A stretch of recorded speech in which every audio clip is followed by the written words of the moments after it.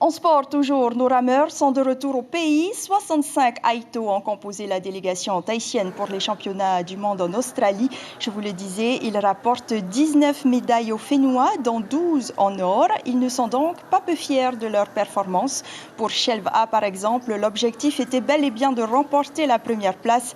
David Tepava, entraîneur et barreur de l'équipe, le dit à Hiroterorotua. Nous, on est parti là-bas, c'était pour gagner avant tout. Après, les étrangers, on ne les a pas sous-estimés. Mais je savais qu'on était à la hauteur. Il a fait quand même un peu froid là-bas. Il fallait s'adapter au climat et au plan d'eau. Sinon, à part ça, non, tout s'est bien passé. Et nous accueillons à présent notre invité Alfred Mata Yorana. Merci d'être avec nous. Alors finalement, le froid n'a pas eu raison de nos rameurs. Non, faut pas, parce que faut pas oublier quand il y a donc des championnats donc qui se sont déroulés ici, donc nos étrangers ils viennent ici et ils ont donc le coup de chaud. Là c'est le contraire, ça sera pas le froid donc qui va donc nous déranger, au contraire. Kevin Serran-Jérusalemi et son père, Heitara Tehahe, ont été sacrés champions du monde, de même que Hinatia Bernardino et son père Rodolphe. Est-ce qu'on peut dire que le VA est une histoire de famille? Aussi, il y a aussi une histoire de famille à l'intérieur. Rares sont ceux qui réussissent seuls? Si, il y a beaucoup qui réussissent aussi seuls. Mais ce qu'il faut dire, c'est que donc, nous avons quand même tout ça dans le sang. Il faut le préciser. Le VA est quand même dans le sang des Mahus.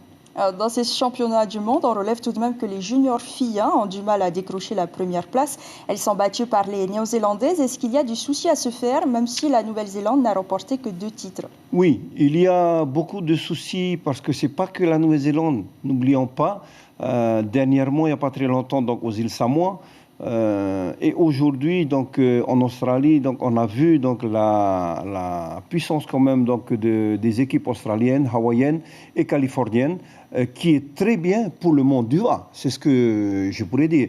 Par contre, par rapport à nos juniors filles, je tiens vraiment donc, à les féliciter parce que nous avons eu une bonne remontée donc, de nos juniors filles cette fois-ci. Et on a beaucoup de travail à faire encore, puisque donc, on doit préparer nos jeunes.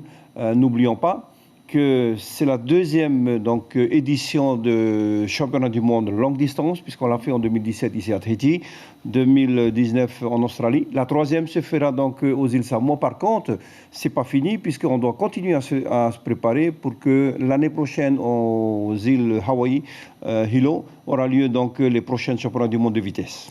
Alors justement, à Hawaï, Hawaï reste tout de même dans le tiercé gagnant avec 9 médailles, dont 4 en or. Est-ce que vous ne craignez pas qu'il fasse mieux lors des championnats du monde à sprint à Hilo? Je dirais donc que nous sommes très très prudents par rapport à tout ça et nous souhaitons absolument donc tout faire pour qu'on ne perd pas tous nos médailles. Par contre, il faut dire que c'est bien qu'ils aient gagné également des médailles. Aujourd'hui, donc, par rapport à nos vétérans hommes, par exemple, 40 ans, ou dames, mais voire même les seniors dames, on ne peut pas se dire comme David disait qu'on est quand même les meilleurs. Shell, aujourd'hui, bravo, félicitations. Par contre, pour tout le reste, on a à s'inquiéter, on a donc à se dire qu'il faut travailler, il ne faut pas dormir. Donc des entraînements supplémentaires? Des entraînements supplémentaires, mais par contre, une autre méthode de travail à apporter et que les équipes soient fidèles. Quelle méthode, par exemple, vous préconiserez? On va dire que la fédération tahitienne, avec les entraîneurs comme Philippe déjà et tous nos entraîneurs qu'on avait, a donc commencé à cogiter déjà à ce que donc on revoie un petit peu. Là, donc sur ce championnat, on a bien vu, on a emmené donc les équipes comme Shell.